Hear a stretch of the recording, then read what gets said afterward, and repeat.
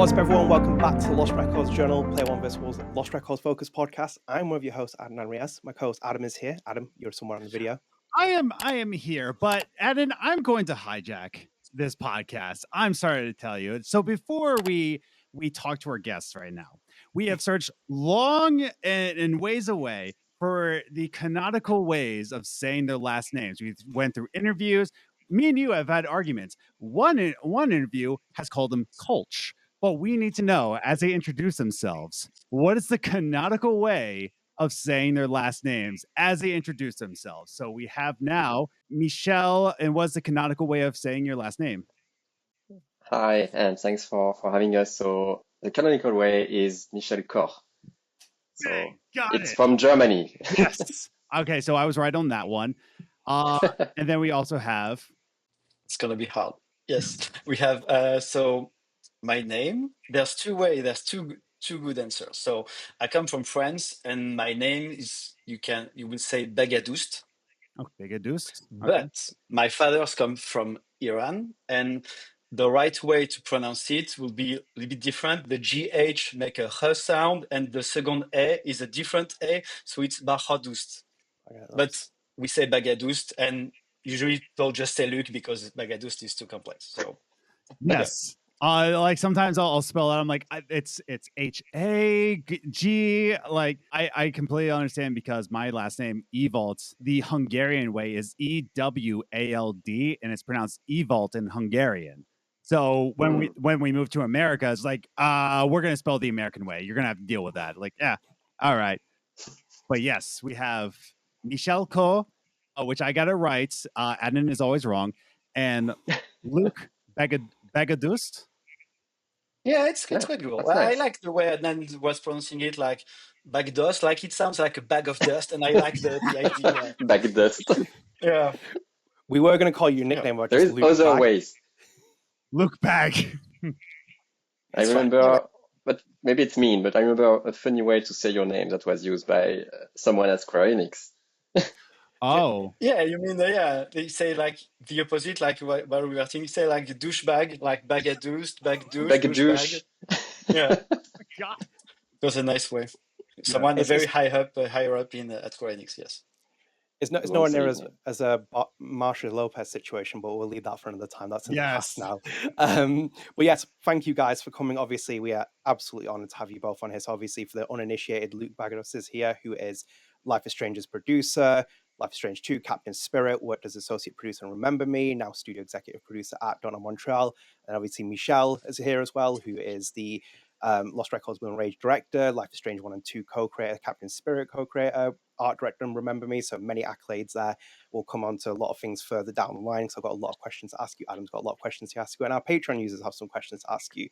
But before we start as well, if you are new here, please do consider dropping subscribe on the channel, turn notifications like the video, and share with your friends. You can access the Lost Records Journal via the podcast services on YouTube or on all our other ones as well, including Spotify with the video version. Please go and check us out there. We've got over 180 followers. We've got 39 ratings, so please do rate us, and helps boost our visibility to other people.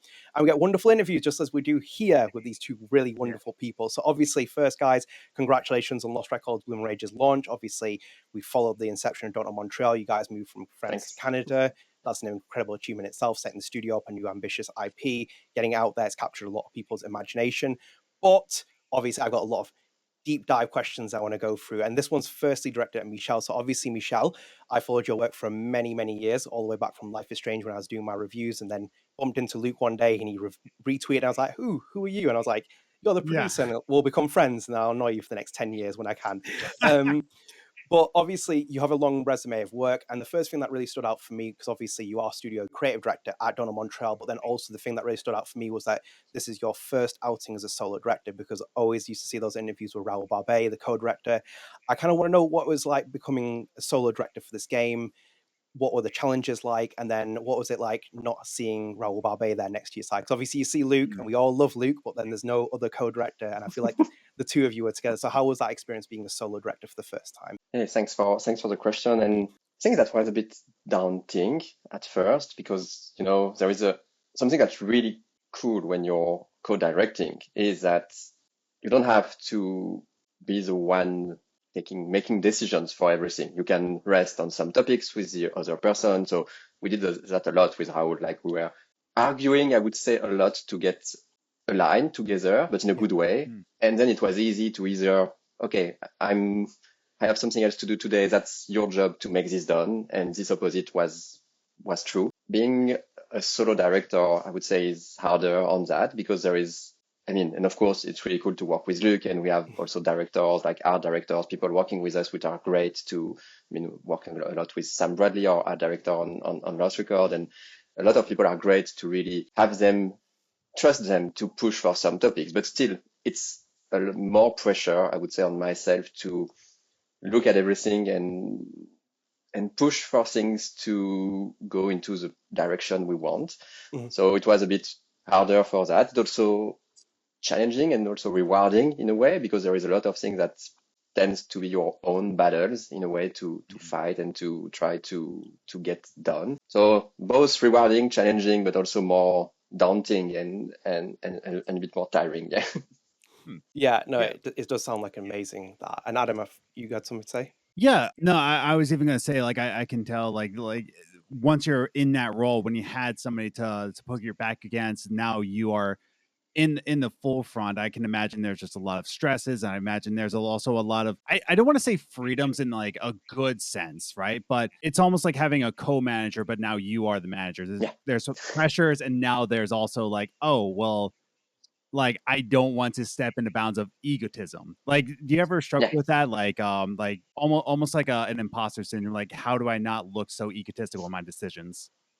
Yeah, totally.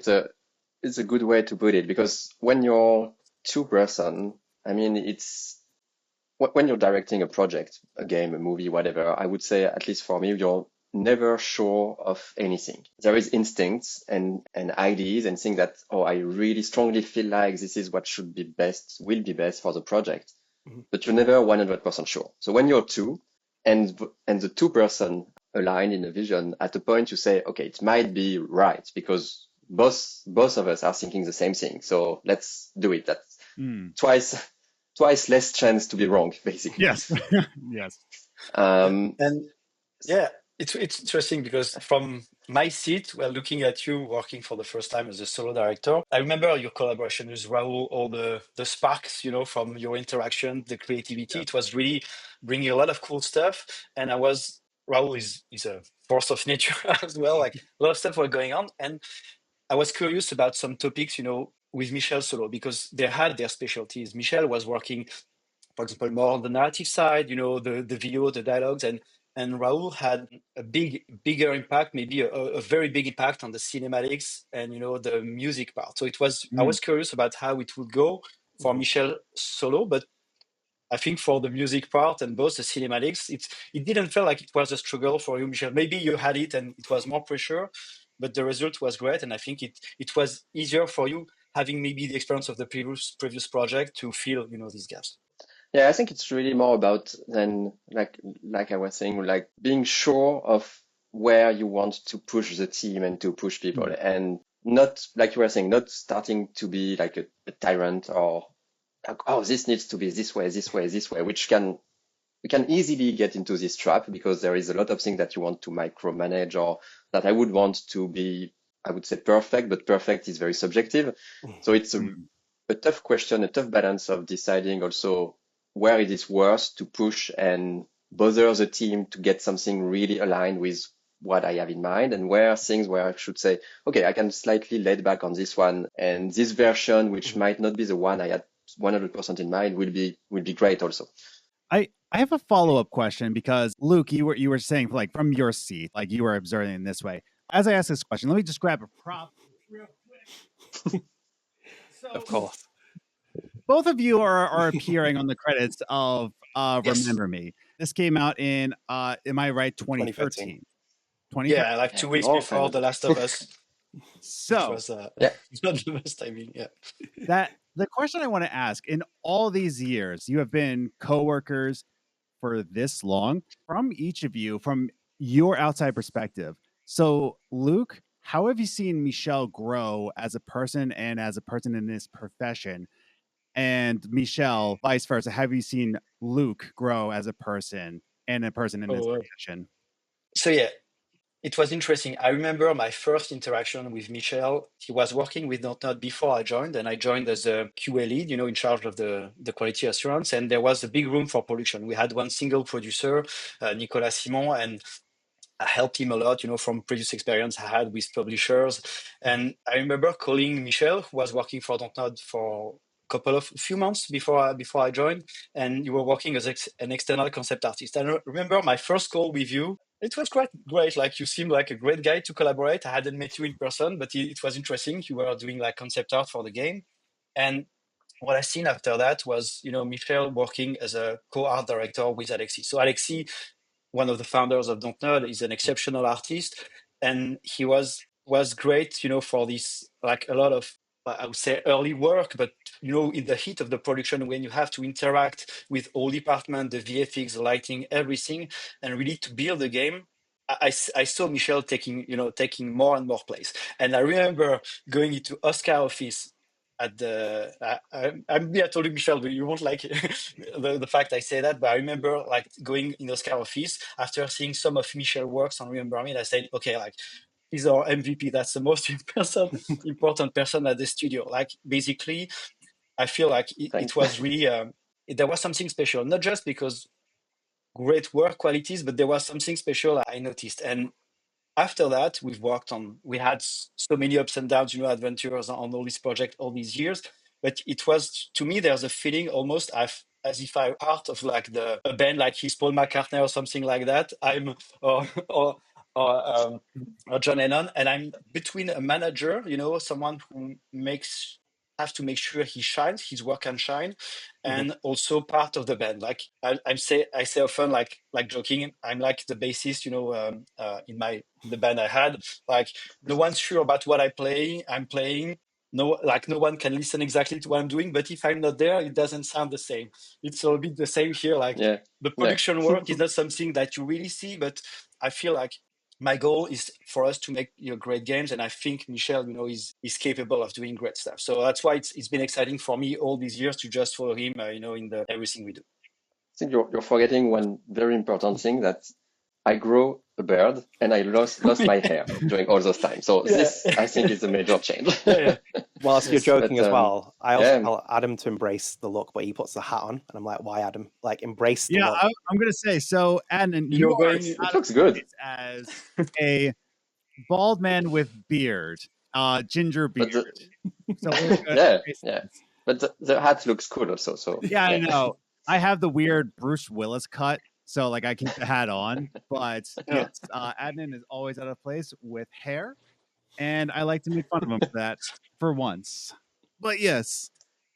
But yeah, thanks Luc for those words. That's very, very kind. And I think it's been great to be working alongside you for all those years. And I mean, we've grown, I would say, a lot since that. And I remember working on Remember Me when you were as QA, which was already cool. And then starting you having a producer. And when you joined us as a producer on Life is Strange was really cool, because we were at the very, very early stage of Life is Strange. You were working on another project. You were not working with us on Life is Strange.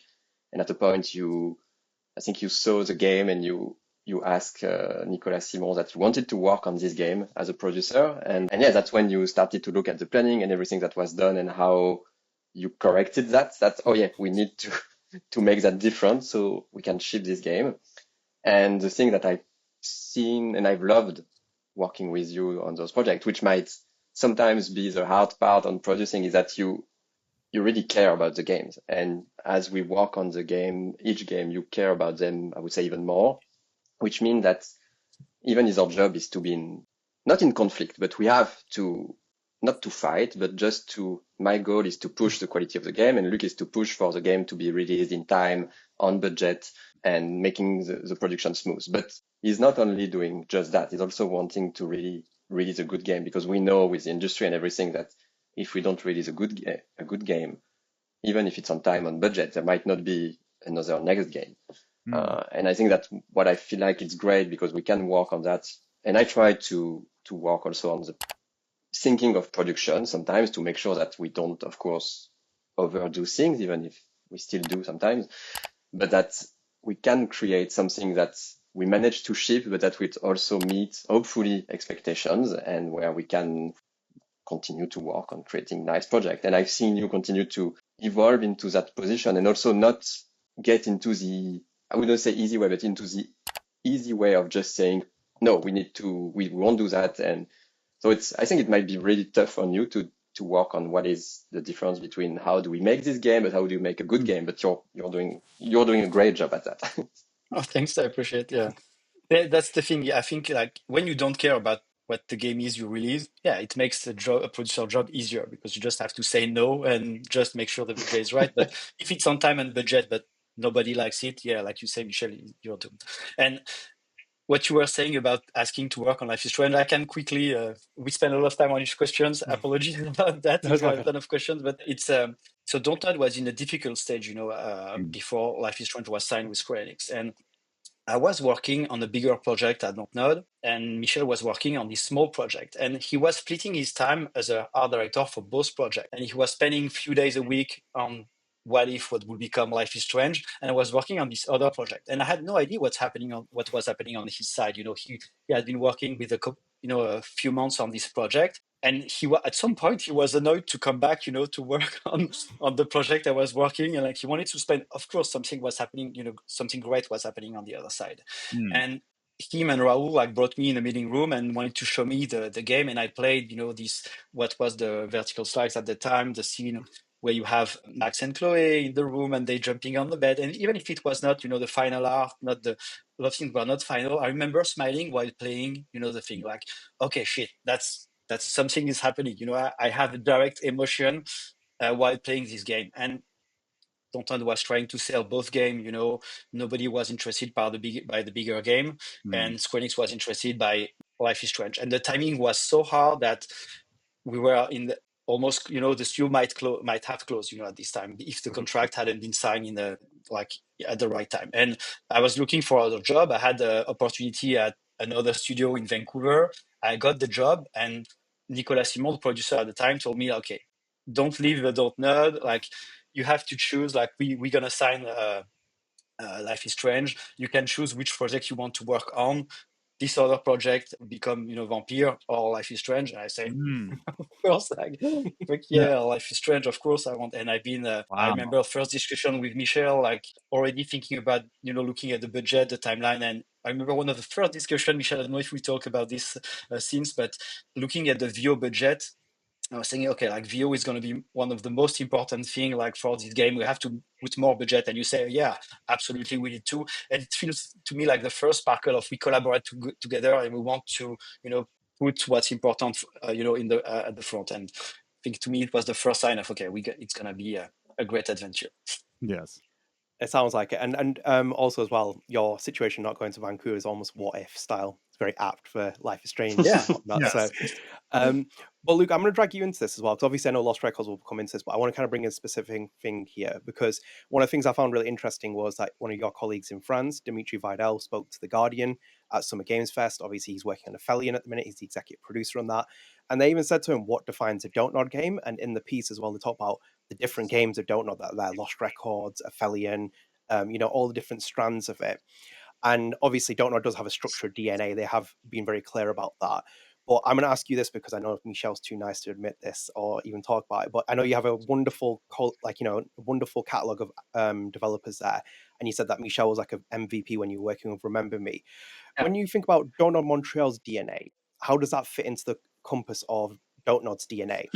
And then also as well, do you see Michel as part of that in terms of being a video game auteur? Because, for example, me and Adam always say that for our line of work, we could probably close our eyes and know what a Michel game looks like because there's so many different qualities that stand out from different influences. Do you feel that way in terms of that you could see that he is someone that is in the industry as like an auteur? I know some people don't like that label, but I think for me, it's very apt for the style that he brings to his games.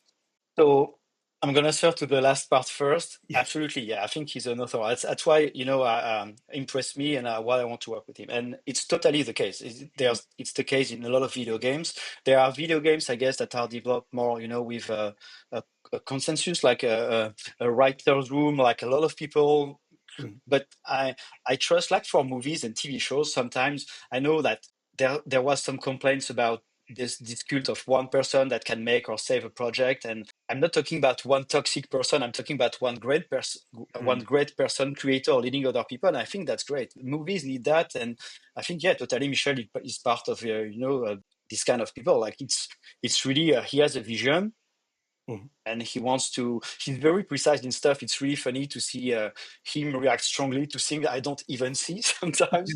And seeing like, and all of these person, it's not like they're genius, like in a vacuum. All of these people are influenced, by other artists, other video games, other movie creators, but the capacity to just absorb his point of view and have a strong one, something you can identify. Just what you said, like you could recognize a Michel game. And I think that's the thing, like people who play Lost Records and enjoyed it must have found, a lot of similarities, with Life is Strange. And I think I'd seen a tweet or a post on Busca of someone saying like, oh, it has a lot of Life is Strange vibe, but not knowing, it was a Don't Nod or something like that. So yeah, absolutely. I think that's the case with Michel.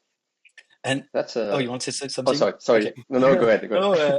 Okay, but remember what you were thinking. I'm going to just talk about the DNA at Don't Nod. So it's kind of a hard question because there was the launch of Don't Nod. It was 5 years with a lot of people, from different French studios that worked together. That there was the intention for this first game to be very advanced technical, on the technical aspects.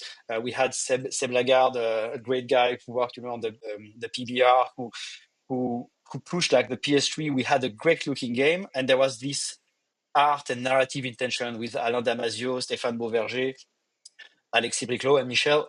We had all this intention. The result was not perfect, but there was great things in it. And from this, like we seen two teams. Like basically, this is what happened at Don't Nod. You had the What If that became Life is Strange team, with Raoul, Michel, a lot of other great people, Jean-Luc who worked on this project. And also another DNA. There was Philippe Moreau, who was game director on Vampire, who was like a lead game designer on Remember Me. Stéphane Beauverger, who was the in charge of the writing of Remember Me, was in charge of Vampire. And it was kind of two branches. There was the action RPG, and you've seen Vampire, Banishers, and a project I cannot name.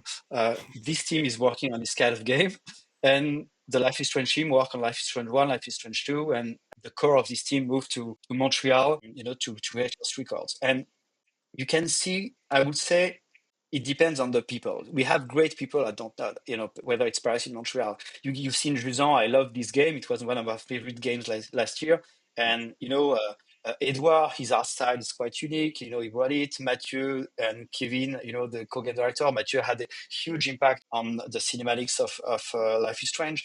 So the people shared some common history and DNA. And even, Tell Me Why, a lot of people associate this with Don't Nod, but there was little overlap of the two projects. It could have been a project from another studio because the, Affilion's creative director, Florent, was, in charge of the creative part of Tell Me Why. Stéphane Beauverger participated on the story. Dimitri was a producer on this project. And people saw some common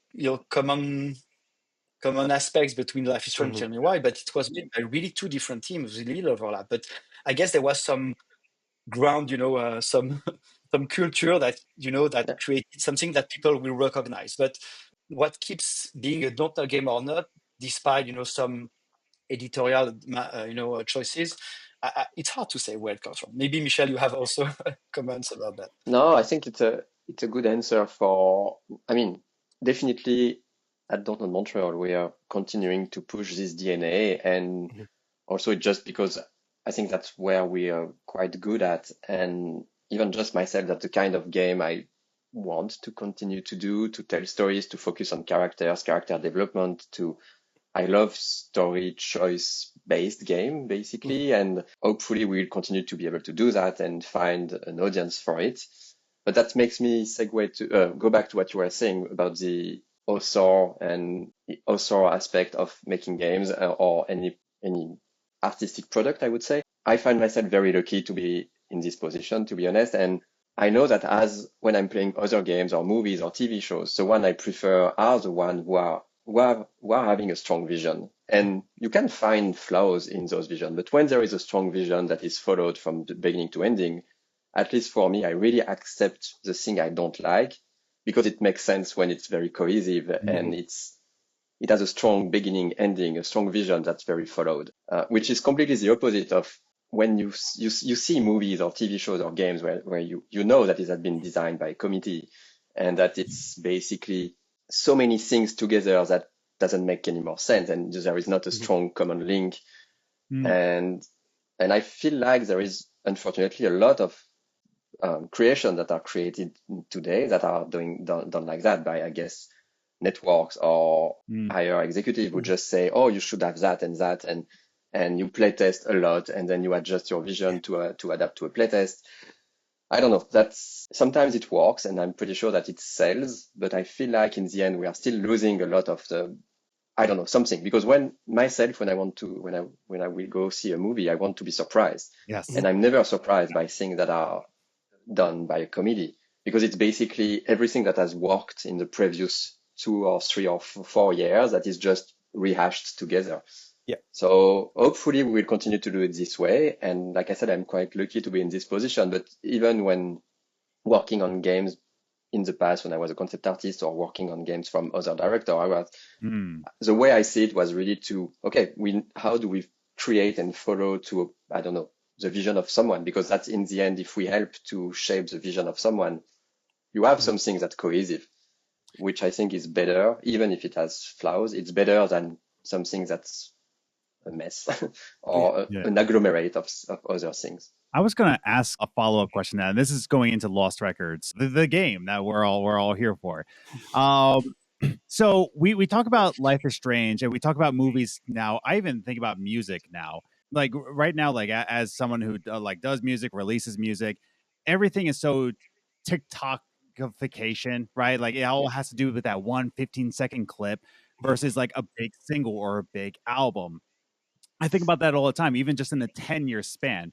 For both of you, Luc and Michel, in the past 10 years since Life is Strange 1 and Lost Records, right? This is essentially the same genre of game, a very story-driven game. It's very chapter-focused, has to deal with deep dialogue connections, right?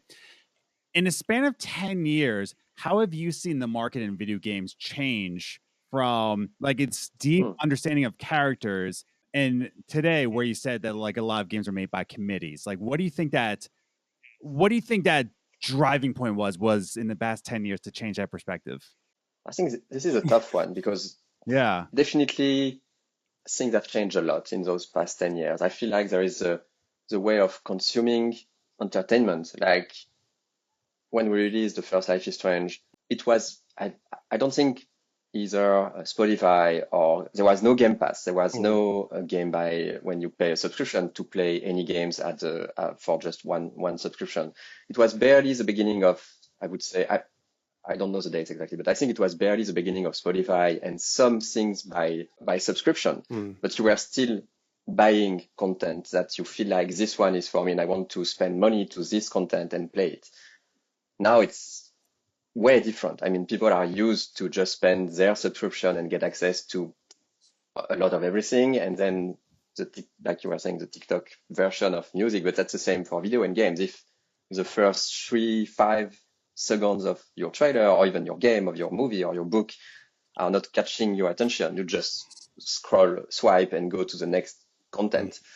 So this part is way harder. And I feel like we still have a very strong fan base that loves the kind of games we're making, but it's harder to get attention. And because there is so many content, just a number of games. When we released Life is Strange, there was like, I would say around 1,500 game released on Steam this year. Not even that much.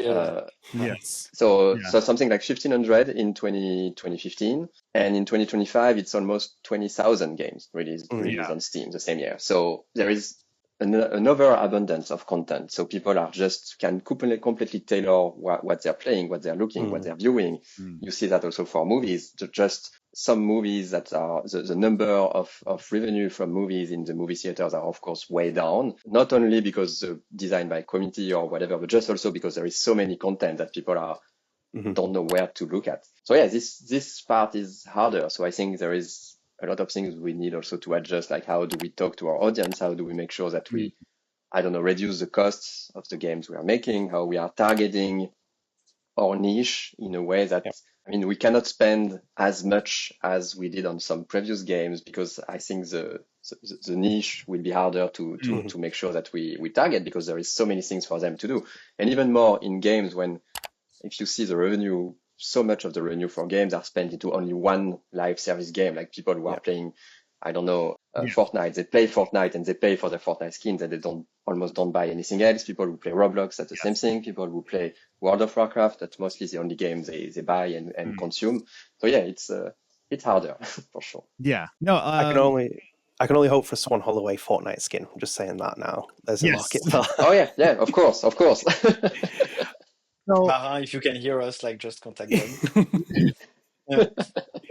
So I kind of have a question, because you mentioned Game Pass. I always get on my block about Spotify, like online and on my personal groups. I have a big gripe against Spotify, and yet I still release my music on Spotify regardless of how I feel about it. You don't have to go into like specific details, but the way I think about music in that way is that I put my music out on Bandcamp, and I hope people will purchase it on Bandcamp. However, there is a lot of not pushback, but like a lot of hesitation because of Spotify, because of Apple Music. Like the last album I put out, it was Name Your Price, and I said it's totally okay if you download for free, if you buy it for $1, and even then, just $1, it's like buying your music. Ugh. So they'll go to Spotify instead, rather than this, and Spotify's payout is garbage. But talking about the ethics of putting out a game on you put it out on PlayStation Extra, right? Again, we're not talking about details, we're not trying to like start any fires here, but talking about your ethics of the way you think about, like, is it better to put it on PlayStation Extra rather than rely on just releasing physical, just releasing it just as is? Like, what's the ethics behind that? So I would say, as creators, one of the goals for us is to allow the biggest number of people, to play the game. Totally. That's what you want. You want people to play your game, have access, like everything that can help that is good. But also, as a company, we have to make enough money to be able to create other games. So it's not just a question about people accessing it, but receiving enough money. And these kind of deals sometimes will help, having some more visibility, some guaranteed revenue, this kind of stuff. And that's why, if we want to continue to make game, there are some, there are some decisions we have to make. And, being on these kind of services is a way of helping the revenue. And it's just where the player are. I mean, they are using that, and it's the way of consuming entertainment has changed. And I don't think we have any say on if we like it or not. It's just that you have still to put your game where the players are, because, like Luc said, as creators, in the end, we need to have revenue to pay for the studio and the employees and everybody to making the game. But the goal is still to have players play your game. In a vacuum, if we were exceptionally rich, it would be okay also to just release our game for free, because we want players to play. Yes. So in a way, having our game on Game Pass, on PlayStation Plus, on subscription model, it's a way today to reach players. Just that we need to make sure that the balance is working so we can continue to make those games. Yeah. No, and like you should say, again, I was saying the market is so complex. I used to follow, I play mostly on PlayStation. I used to follow, the every release. I knew like the next month was going to be out. Now I open my PlayStation, I see the PS Store, and I'm lost. There's too many cool games. Oh, this new game from this studio I like, and this one. You don't have time for this amount of content. Even the TV shows, you have all these subscription services. I've seen like TV shows I like releasing a second season. Didn't have the time to watch it because I was just watching other stuff, and it's canceled because not enough people have watched because it. You didn't watch. Yes, it's canceled because of you, because you didn't watch this first season. We know like people want content. The fact people don't play for it, I don't know you, but if I don't pay, I'm less inclined, to play. I remember, when I had the first PlayStation, I was buying games, and someone put like a chip on it to be able to, to play games for free. And then I had tons of games, and I wouldn't play anything. I would like launch, a driving game. I do the first turn. I go. I miss my turn. Okay, I've never played it anymore. And the fact we don't pay, we have access to so much content, is like a weird place right now. And everyone, is scared. Like small studios, even if you have indies that shine and sells millions, a lot don't sell. you have like this big AAA. It used to be like you will invest some money in the marketing in the game. You will know like you will have some audience. Now you have these huge games that fail, and that it's not sustainable. Like there's the market regulation. Michel say like make games in a less expensive way, reach your niche, like the audience will follow you, finding ways to reach it. Like this is going to be the only way to to continue and survive. You have a lot of great creators, but there's too much content right now. No, it's and scarcity would be much better. I mean, scarcity of content is better because that's where you're so happy. I mean, when we were a kid, it was just a new game being released. There was not so many games. So when there was a new game you wanted, it was so good. You really enjoyed it. But now you have so many, like you said, Luc, I had my Game Pass subscription at a point and I realized that I was barely playing any game because I was just like looking, oh, cool, I could play this, and I was not playing them. So actually buying a game makes you more happy to play it, but there is so much content that it's getting harder to even be happy for that. So, but I don't think we will go back to scarcity of content before a long time, but it could be better sometimes when there is slightly less availability. You cherish much more what you can get. So go for it. No, I was just going to say because okay, yeah. No, because I was going to say we've been on it for a while. And ironically, as well, when you said as well, like, you picked games back in the day and they were limited. They're even remaking those games now as well. So they're coming back onto the market and you're competing with them. But I know we could go down like a rabbit hole. So I'm just going to move it away from that for the moment and move it into Lost Records for the moment. Because I did get one question from Patreon here. It's from Carly. So just bear with me this as well. It's a good starting point. So thank you for your time, Michel and Luc. I owe so much to you for both influencing my growth as an analog photographer, and I love Lost Records Bloom Rage. My question for you both, what's an interesting story idea from Lost Records Bloom Rage's inception that ultimately didn't make the final product? Kick things off of that. Trying to think if there are things that definitely are not as pushed as we wanted in the game. Like, I think with more time, or I don't know what more, but the thing that we didn't push as much as what we really wanted was, the idea of how the choice you make in the present timeline change more things in the past, like as you're redefining the past. Like we do that with the cat color or some more flavorful things. But at the beginning of the game, of the project, the idea was really to push that much more with more branching, where how you were recollecting your past during the reunion evening in the bar would change more things during the summer of 95.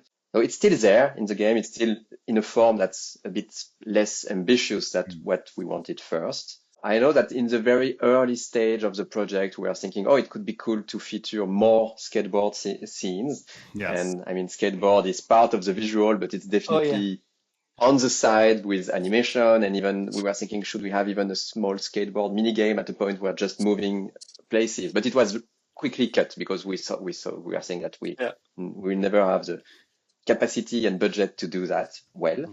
But it was on our ideas. I know. I don't know if there are other things like that. No, but that's the main I remember, like the one you told, and this impact of one timeline to another. I think the focus was then more on the story, what we needed to ship and make sure the story works, rather than this satellite stuff that we will have added more of. A thing I can say is that at first we were really planning to showcase Cat's parents, to have them be present in the game.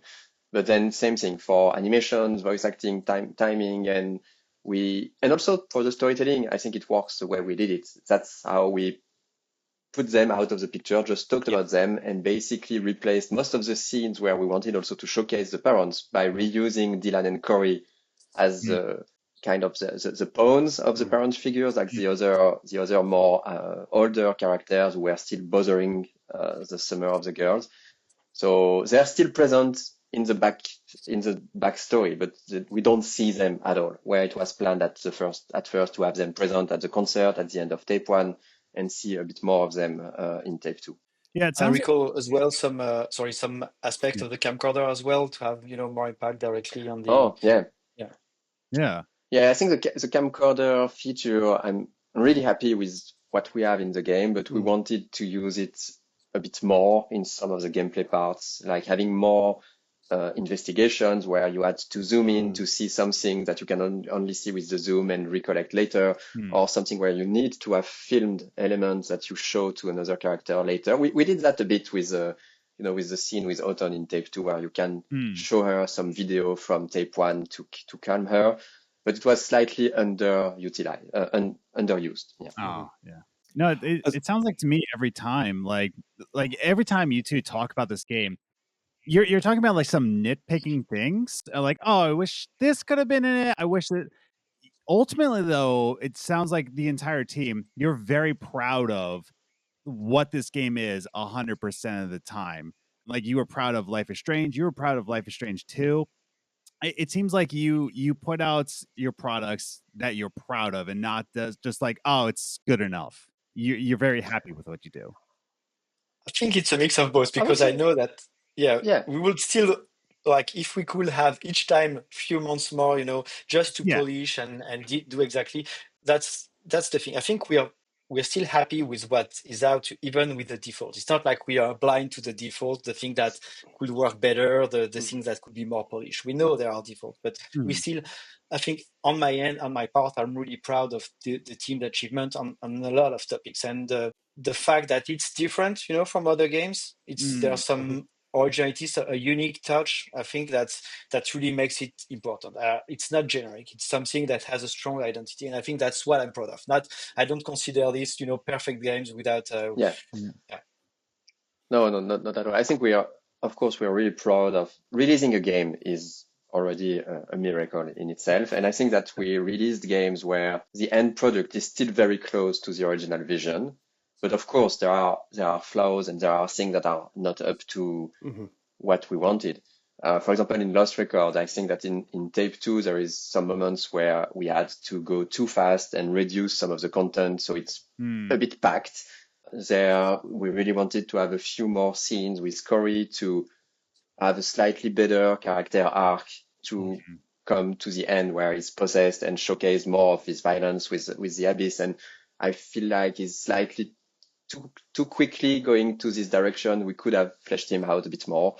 There is a few things that definitely, if we could have done better, we would have loved to try to do better. But in the end, we're still, very proud of the end product, and seeing the reaction of the players is showing that the important things work, like the characters, the dynamic of the group, how you get attached to those characters.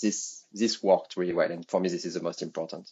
And do you know what people appreciate online? Because we always see a couple of comments saying they're still updating the game and they've changed the license plates to make it reflective of what's happened in that area. So it's like they love the accuracy of the games, and you see there's a lot of love in it. I think, me and Adam are spoiled because we speak to actors, we speak to developers, and we understand that you are a small team. I think people sometimes think there's like hundreds of you, and it's like you wish you had hundreds and you wish you could work with an unlimited budget, but it's not realistic expectations. And I'm going to move it a little bit into Lost Records a bit more and make it a bit more kind of personal here as well, because obviously I'm going to bring up a really influential figure for your studio, for a lot of people, which is David Lynch, especially for you, Michel, as well. Obviously, he passed away early this year. A lot of the Life is Strange team, the developers who worked on that, paid tribute to him. I'm just curious as well, when I mentioned David Lynch, you've talked about his influence on Life is Strange, on Lost Records. But I'm just curious, like, with this game, I know that there's other inspirations within Lost Records. Do you think that Lost Records is more closer to Twin Peaks than Life is Strange is, for like more direct influence compared to Life is Strange as being? Because obviously people see Rachel Amber and they see Laura Palmer, but like I asked Adam that, and Adam's first response was, yes, I think Lost Records is a lot closer to Twin Peaks than Life is Strange is. I think it is a bit more.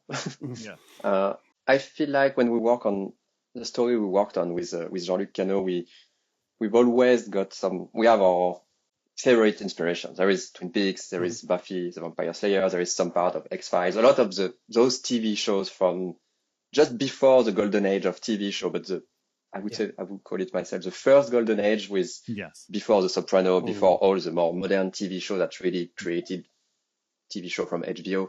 But those TV show before, like Twin Peaks, X-Files, Buffy, there was a lot of great storytelling that started to emerge at this time, and it was always some of those that really inspired us. And I think that in Life is Strange is more close, as a more teenage drama aspect that is a bit closer to Buffy, the Vampire Slayer. And in Lost Records, there is a lot of our own ideas in it, but there is, I think, where we wanted to have a bit more a Twin Peaks vibe for the setting, for the small town with. We used a lot the word liminal spaces when we were working on this game to recreate this feeling of you're part of a town, Velvet Cove, but we don't want to really draw a map of Velvet Cove, what it is, where it is. It's more spaces that are linked to each other, kind of the tone of Twin Peaks. And I feel like the music inspiration, the way we worked on the music for Lost Record is more closer to, let's say, the inspiration of what David Lynch did for Twin Peaks or his movies.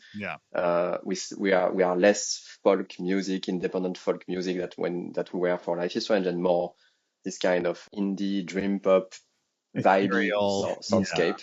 Exactly. And I feel like for me what I love with the work with David Lynch is I feel like he was a visionary and a filmmaker where he managed always to showcase some of the darkest part of human nature, but in a very poetic, dreamy way in a part. It was never vulgar or never for the shock value. It was more like just this is what part of human nature can be. And if you look at Twin Peaks is really a TV show about the violence from men against women. And especially if you look at the movie Fire Walk With Me, which is very, very dark, but it's really about that. And we did that a bit from this inspiration, of course, with what happened in Life is Strange with Jefferson and Rachel Amber. But we also kind of wanted to give this feeling in Lost Records with the vibe from the wood, with the abyss, with Corey, with what's happening around those characters, how we could be drawn to some kind of darkness, but with a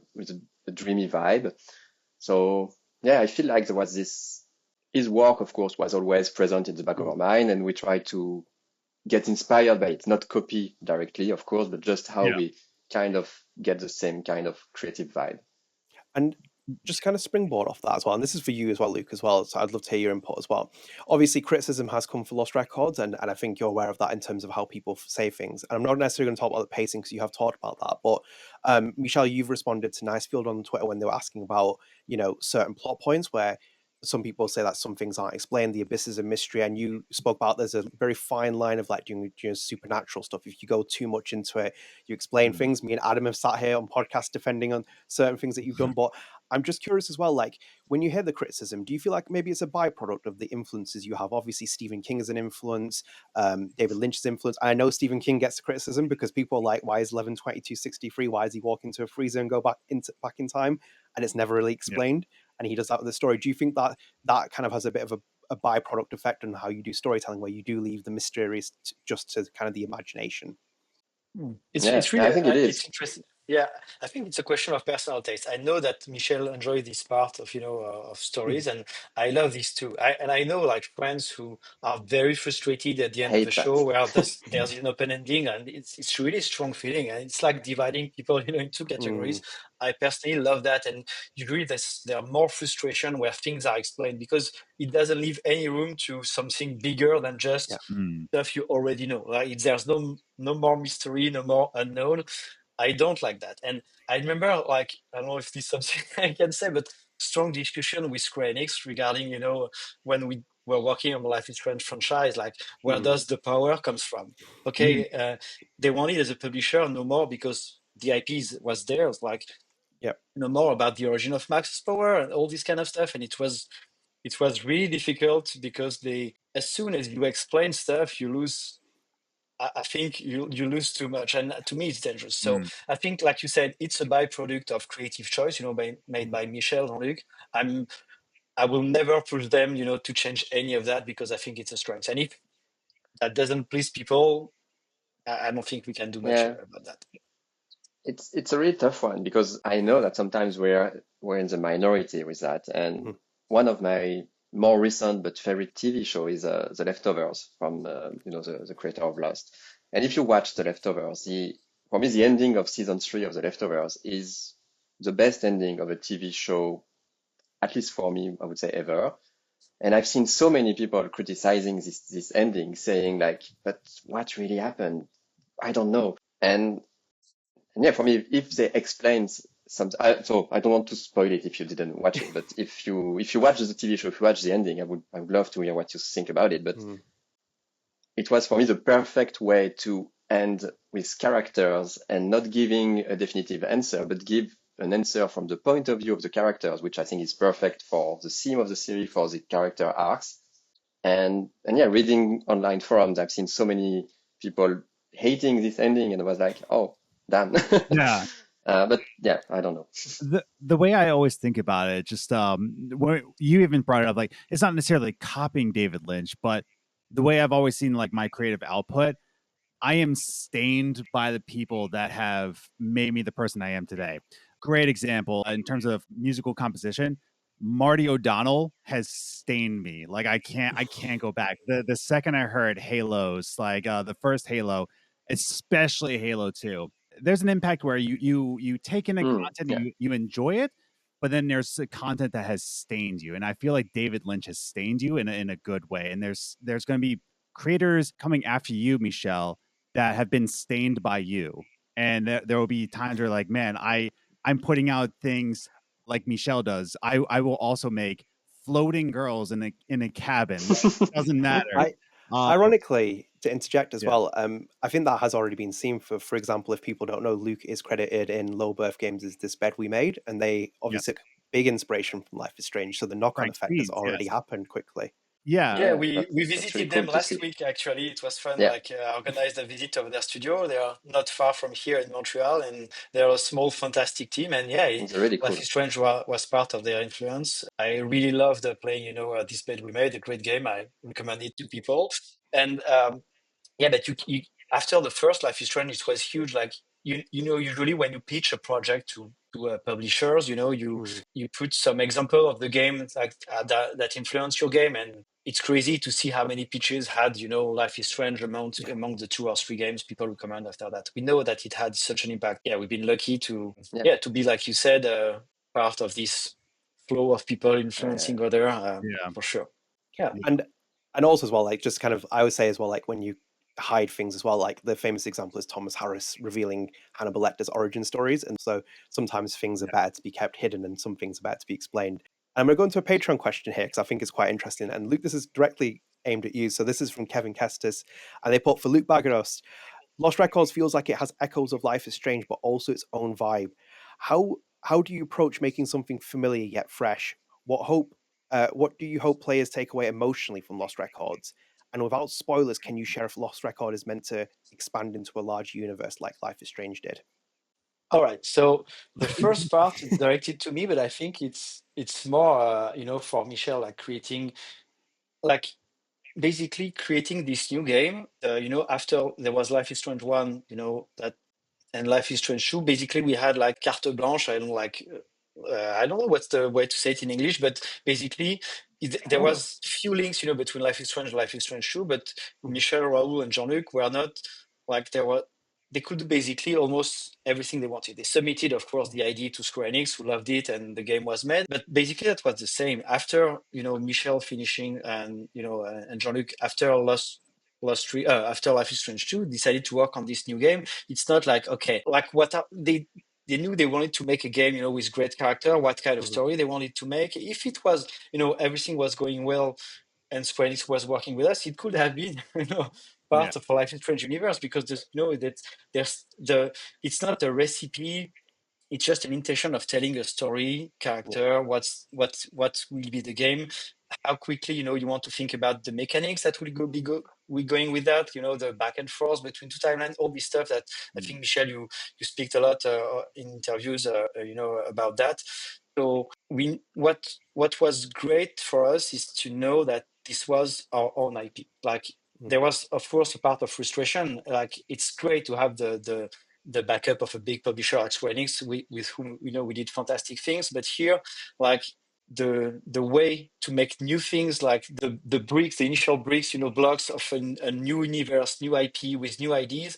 There's a ton of things that could be done with this universe, and it's great for us to to own that, to not be dependent on other with that. So that's the biggest thing. And what I would like people to enjoy, with this game is like just finding again what they enjoyed with the previous Life is Strange game, a very specific pacing. Like, I know there's a lot of dark stuff, and this is part of, I think, what attract people to this game, but also a lot of joyful moments. You know, you have Life is Strange 2 has very grave topics, but you also have like a lot of fun moments, like human moments. And it's like life, you know, you have this great moment, this bad moment, and not at a pacing you can expect because it's made, like Michel was saying, by a committee who wants you to feel this at this moment. It's a story created with a lot of honesty by people who want to do, like Michel is not doing Lost Record or the other games because it's a job. Like, it's something he wants to do. It's something that he wants to do, and hey, it's a job at the same time, which is good. It's not like it's my job. Okay, what's my job again? I have to make a game. Okay, it has to sell, it has to include this or that. No, it's an artistic approach. It's intention. I want to make a game, a great game. And what I want to people to feel is that the same thing with music and movies, like seeing something that's made by someone who cares about the final result. That would be it. Thanks, Luc. I think that's a perfect answer. I don't think I have much to add. I think you had the question like, what was the plan for going like more into the universe or so? So since it was our IP, we had the chance to really think from the ground. Like, like I said all the time, it's still a full game. Like, even if there is an open-ended, we still think that we are telling at least one cohesive story where we talk about those women nowadays who are recollecting their memories and finding themselves again. And you as a player, you decide of what was their bond, what was their link, who they are today, who they were before. But we had the opportunity to create that from the ground. So we created the Abyss, we have the tone of Velvet Cove, we have those characters, and we have, of course, into where we could go in the future, like where exactly is Kat, where exactly is Swann going? Will they meet again? Will they find each other? Will they be separated? A lot of questions that hopefully we can possibly come back. But we have ideas, like the way we were working with Jean-Luc is that when we are writing that, we already know kind of how Stephen King is working on his books, even when it's open ending. He has still a plan. What he did with the Dark Tower, with the characters that are coming back inside the world of the Dark Tower, outside of the world in our reality here. There are a lot of interesting ways he's working on his thread, and we kind of worked it the same way. So when, for example, you have hints into the hideout of those letters from the miner, of how the knife is getting stuck to the wooden beam with the node that helps you for the puzzle, we know how to explain that if we go to make a game that takes place at the side story to explain it, or we still have notes on what's happening and why it is that. So except when we make mistakes, because we can make mistakes. I think there was a mistake in the package of something that I don't remember what, but we had a player find that. But most of the things, of the links, of the reasons why things are inside the package, or what things you can read in the hideout, they are already sold out to be able to be explained in another project or not, or just that at least we know where we are, and we wanted to make sure that everything that you see can make sense if we explain it.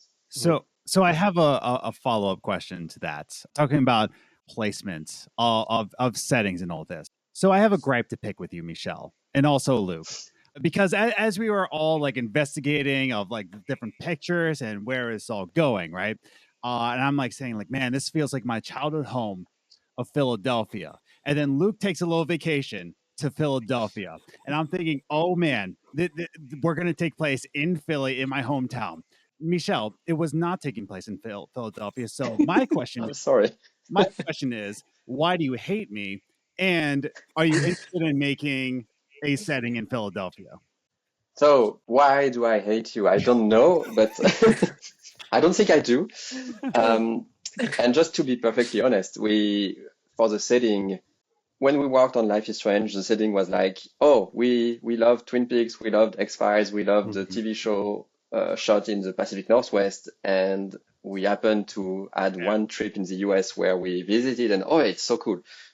Let's play the game here. Makes sense. And for Lost Records, we actually hesitated at the beginning to have it happen again in the Pacific Northwest, but there was this idea to be slightly different. And then since we moved to Montreal with Luc, with the team, we were looking like, okay, I still love to have a body of water, like an ocean. But the Great Lakes are really cool because they are like small oceans, fake oceans, something that would feel even more, I don't know, to work on a small town setting where you have an endless summer, where you don't know what to do with your friends in a small town that is quite boring.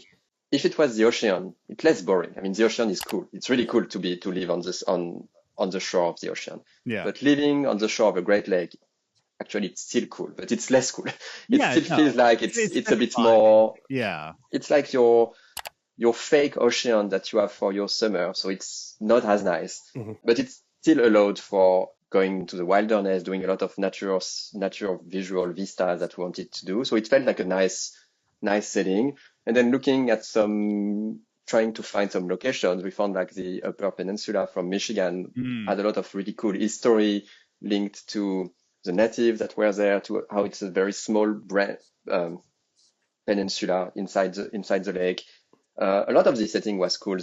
We read those stories about a lot of copper mining into this area, which helped us to think, oh yeah, with the abyss, with a hole in the ground, it can be linked to the miner back then. So it helped us to figure out that we love this setting, and it brought us some nice images and ideas for the setting. So why not Philly? I think it was too big of a town. We could have maybe find a small town next to Philadelphia. I don't know, but we still wanted a lake. So I was there for a Red Hot Chili Peppers concert that my wife gifted me for my birthday. It was nothing at all for the game. And I think if you want to investigate and stalk, social network it will be more like if you see Michel and Vernon going somewhere and there's not an event like not a PAX or a GDC or something like that, they go to a random place. But both of them, this could lead to clues to another game, I think. Yeah. So if I see Michel going into Philadelphia, I'll be like, okay, just stay out of North Philly, but then you'll be safe. Yeah. Okay. Because he hates you, he will go there just to tease you, but the game won't be there. I should do that. Yeah. I'll picture the Liberty Bell and just like nothing else. I'm like, great, here we go. I mean, you might have seen on my Instagram a few years ago, I was in Maine, but it was mostly because I like Stephen King. So yeah. You were born in the wrong. Just going to Maine. Wrong state, Adam. It's not going to happen. So I'm going to move you into this section as well, Michel, and bear with me with this as well. And then same with you, Luc. I'd love to hear your perspective, because obviously when I played Life is Strange for the first time, I remember one of the things that really stood out for me was with the way Max walks. I was like, that's interesting how she walks. Many years later, I realized why she walks like that. Having spoken to a lot of the actors that you worked on that, obviously Serena, Gabrielle, they talked very highly of you, but Serena said that she walked in a certain way and she learned that. And obviously with Lost Records, you bring in a really diverse, group of people who play the game. And big one, obviously, when we were talking about to Olivia Lepore, we were asking about, do you think Swann has some neurodivergent traits? Because some people do feel that with Swann. Obviously, we know that there's an introvert part of her, which you've obviously talked about in interviews. And then even more recently, I've seen some discourse around it on Reddit and other places where people project their ADHD experiences with Nora, for example, because she has, she acts in a certain kind of way. I'm just curious, any clarification on, is there any neurodivergence in any of these characters? Was there any kind of thought process with that? Because obviously a lot of people attach themselves to Max and they really saw that with the hints of neurodivergence in the game. I'm just curious if there was anything in Lost Records, or is it just, do you think people are really relating to these characters because they are very personal? So I don't know how to easily answer to that, but I've seen those for Max, for Swann, for Nora, and I don't really want to disappoint people, because I'm pretty sure that they are part true, but it has never been fully.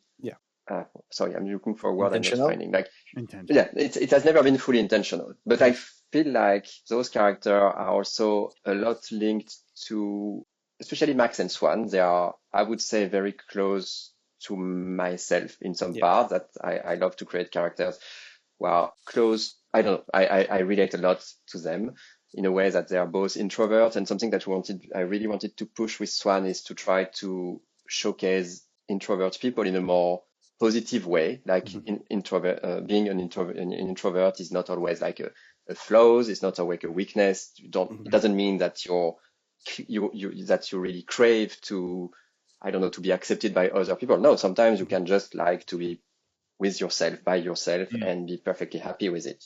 And we really wanted to showcase that with Swann, both as a teenager and especially also as an adult, to make sure that as she grows up, and that's also why we kept some of the reveal of her body or face at the end of the game. It was just to really make sure that we don't do the trope of, she was a shy introvert, slightly overweight when she was a teenager. And then when she's 40, she has a life with tons of friends and she lost weight, or, we really didn't want that. We really wanted to showcase, no, she's perfectly fine and happy and she's great how she is.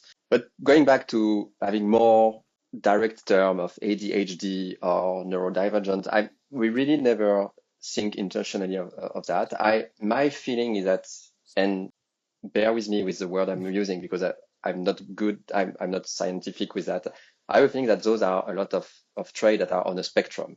And myself, I never did pass a test to see how much on the spectrum am I on some of those traits. Maybe I'm not at all, but maybe I am a bit, and I don't know. And maybe so it's more about making characters that feel like, oh yeah, it's Swann, she's a bit like me. Nora, she's a bit like a friend who maybe has ADHD, but he doesn't know because he never took a test either. So I think that we love those characters which are not exactly like what the social norm is about. And I feel like that a lot of people are on the spectrum of various different personalities without even knowing about it. And we love to create characters that are also diverse and showcasing the reality of the friends we had, the friends we have, the people we met before, without even knowing what kind of specification of we could place on them. No, it's interesting. I was even going to say, it sounds like from what I'm hearing, what you're saying, you're not out here trying to diagnose characters. You are just trying to express your lived experience, whether or not that is in a certain category. And going into like Nora, like going into ADHD, I recently, I like you said, passed the test with flying colors of ADHD. Yeah, so I guess that's it. And because definitely for Nora, we had aspiration from friends, people we know that are the way I would say that are hyperactives, and I think it might be close. So definitely it might be possible. It's just that no, you nailed it. Like, quite honestly, with Nora, I felt for Nora because ADHD people can come across as narcissistic, such as interrupting a guest right now while he's speaking because he needs to speak. That can come across as narcissistic.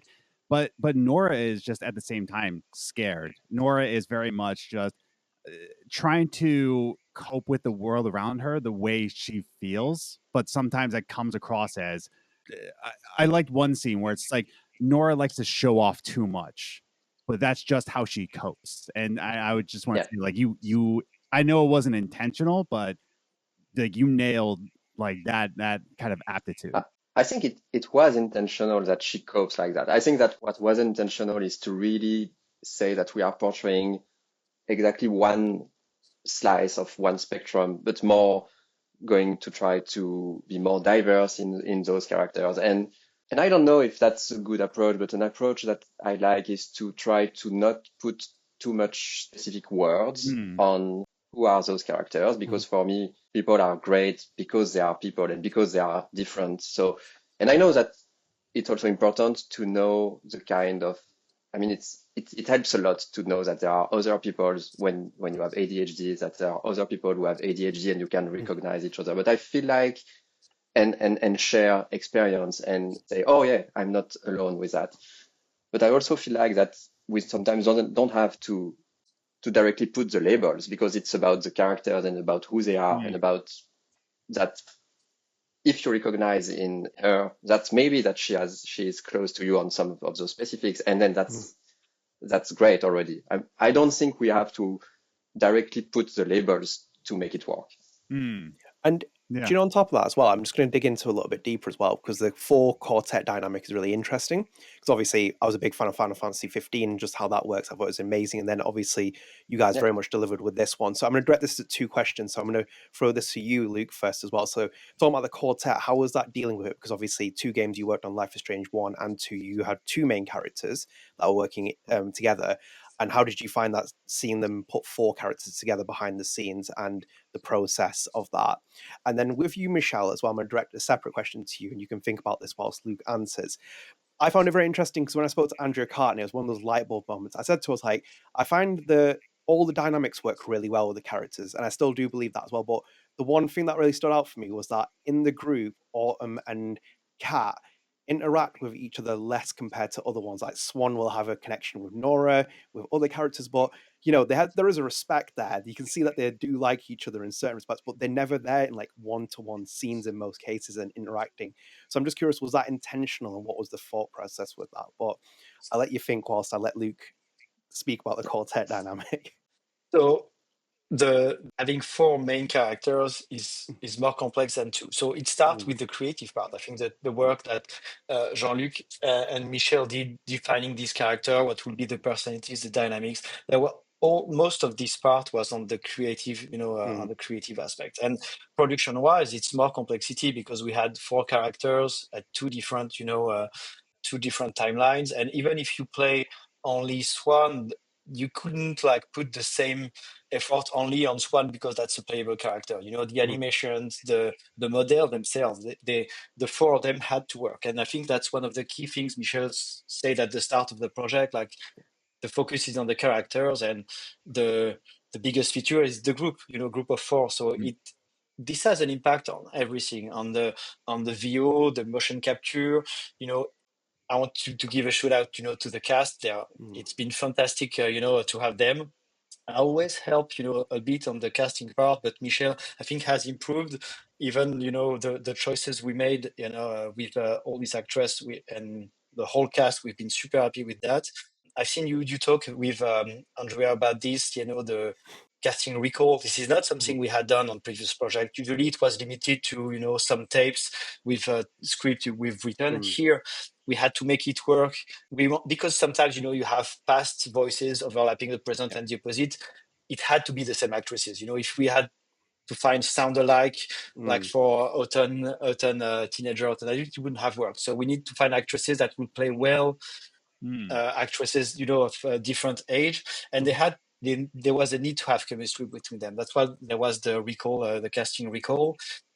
And yeah, Andrea had some great memories about this, or some things she doesn't remember, but it was quite unique to see the dynamics created so fast, and especially, between Nora and Autumn, Andrea and Amelia.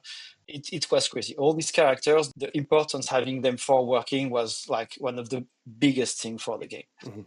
Olivia was, amazing as Swann. It was funny. I recall like some of the first mocap shoots, the way sometimes she acted and was less Swann when she acted and more Swann when she was natural. And I remember Phil explaining this to her. And I remember, when she's in the room where she put the mocap suit, and we were obviously not in the room while she changed, but just hearing her voice and speaking. And it was crazy because we could hear Swann like very quickly. And I have a little bit of the ADHD as well. I'm not sure where I'm going with this and what was the question. It's a struggle, man. I love to basically I love to see how well this part worked, and they done a fantastic job. And usually the tip for me when I know it's working, what Michel and the actresses and Phil are doing in the studio, is when after the first session, all the upcoming sessions, I just like you close your eyes and you see the character speaking, not the actress, not the actor. You hear like you see Kat moving, you see Nora, you see Swann. You forget the actor behind, and they were so into it that that I'm so proud of what the team did on that. Yeah, they were amazing, and the 4 of them were amazing, and also Dylan and Corey. I love the actress and actors we got from them. They're really good. Playing Corey is not easy, and what Jordan did is, he brought a lot of threatening presence, but still smooth at the same time. That was great. So for your first question about Autumn and Kat, so the way we've always, even at the very early writing stage, thought about Autumn and Kat is that they're the polar opposites. Like for us, both Kat and Autumn, they are competing in a way to be the leader of the quartet, of the group. Like Autumn is more of and that's why we gave her the wolf mask. She's like the wolf mother, not wolf mother. How do you say la louve? But the wolf, the leader of the pack in a way, but protective of the pack. But she's a pragmatist. She's a pragmatist. She wants she's the more adult of the four. She has a job, she has a summer job, and that's her. She would be more like, let's have a nice summer and just think of or next year what we do. Do not put ourselves in danger. She's also black, and there is not a lot of black families in Velvet Cove, so she knows that whatever she does, she is at higher risk than the others also because she's black. And Kat, on the opposite, she is this force of nature that just will drive the group to do things that they would not do if she wasn't there. She's also desperate because of her illness, and she doesn't have anything to lose. So in a way, she's a leader for the group, but with a discutable influence. Like, I mean, we love Kat, and I think we want the player, and they do, to love Kat, to follow her, to help her. But she's also putting everybody in danger. Like, she's not, because she doesn't have anything to lose herself. So she's not thinking too much of what the others have to lose. And she pushes them to just do things that are outside of their comfort zone. So in a way, they are really in opposition. So that's also why they are the less compatible in a way, just for very basic friendship in a similar way. Like they are still slightly at odds sometimes. And I think that's why we didn't really showcase any strong scene. We still have hint of how they respect each other. Like Kat, she respects a lot the maturity of Autumn and what she stands for. Autumn, she respects and she cares a lot about Kat. That's why she cares so much about her, that also she possibly is calling Dylan and Corey to say that she's putting herself too much in danger and that they need to do, I mean, she calling the parents, but that's Corey who listened to the message, but that they need to help Kat because she might just do too much for her body and with her condition. So, and that's what you can read in Kat's final letter in the book. Like, she understood all that, and they are basically talking through those letters from a very high, respectful, mutual standpoint. But that was not the same strength as you can have very stronger friendship link that are much more on the instant with Nora or with Swann. Yeah. No, it's interesting because obviously, like, the 4 character dynamic is very difficult to work, and you guys are well aware of that. And I've seen it in other games as well. I think, like, you know, as much I think Final Fantasy 15 was stuck in development, how those 4 characters really carried that story and kept it together, that camaraderie between the boys. So it's really interesting to see your perspective on that. And I'm just going to go to Patreon here as well, because this is from Clare McLoughlin. It's for both of you as well. So what are some of your favorite memories at Don't Nod Montreal, and also favorite memories of Lost Records' creation? I have one strong one already while you think about your first, Michel. To me, that was Don't Nod Montreal memory, but in Germany. It's the Gamescom last year, because on Life is Strange 1, we had this very strong memory of the first game was introduced to the press in 2014, you know, more than 6 months before the release, where we played, you know, the game 2 people. There was really something special with how the room was made, like recreated, like, you know, like a small closed room with the bed and people sitting on bed, you know, on the ground to play the game with posters and stuff. And so last year we had the demo, you know, for the game, like a little part of the tape 1 that journalists had played, and then they came to ask us questions in this room that was created to look like Nora's garage a bit. So the team in Germany did a fantastic job, you know, grabbing props and, you know, an old VCR TV, an old CRT TV, and old furniture items from the 90s, and the discussing about the game in this room with people, you know, who really captured, you know, what was the game about. You know, they were mentioning the contact with the object,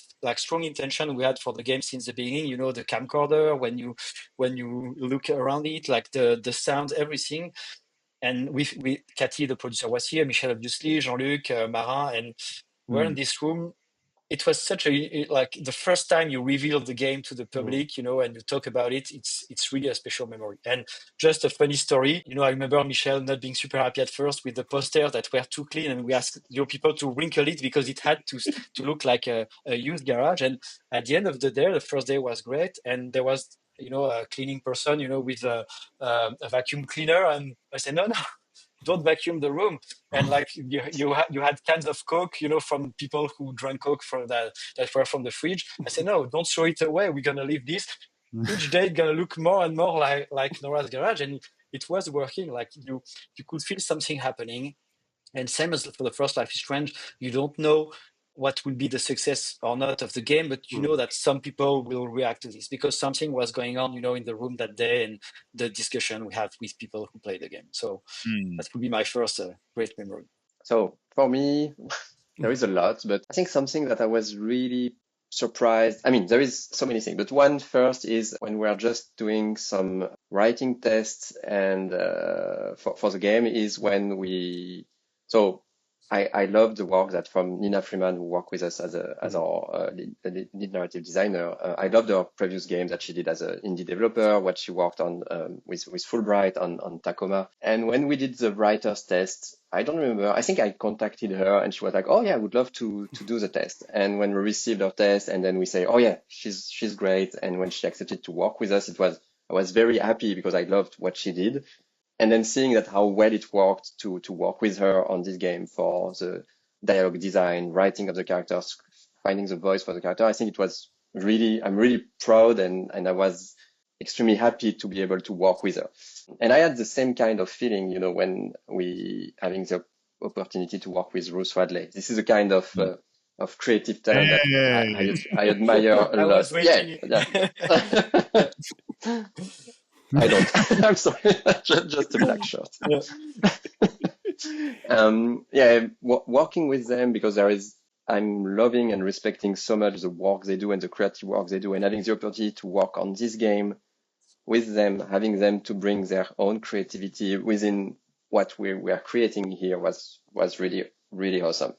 And of course, there is so many great people that work with us on this project. I don't want to just isolate them, but kind of some of the highlights I wanted to talk about. And more of a solo memory, I can go back to 2019 is right after PAX East for Life is Strange 2. I went for a very small vacation alone for 1 week in the Olympic National Park in Washington. Mm-hmm. And that's where, as I was just camping and just doing vacation stuff, that's where I was starting to write the very first ideas for some of the games. And I remember that I saw somewhere a very small food truck, ice cream truck with someone working there that clearly felt like a student working there during the summer break. And that's how I was writing a note like, oh yeah, Autumn, she should. I didn't know it was Autumn yet. I think my note was like, one of the 4 girls should have a summer job. And that's where some of the friends always gather to be together. Oh, yeah, remember that. That's so cool. Yeah, we were talking about like Nina and Ruth Radley, and yeah, we knew Nina Freeman like already, but knowing she would work on the project was super exciting. But Ruth Radley was the same, Milk and Bone, being able to work with these people, but we had a lot of help. So basically, we had this core from the Life is Strange team coming with us to Montreal, but also people we hired because they wanted to make this kind of game. It's not like people who are already at Don't Nod and worked, on a RPG game and had to work on an narrative game. This is people who joined us to make this kind of game. So that's why we're super proud of this Don't Nod Montreal team.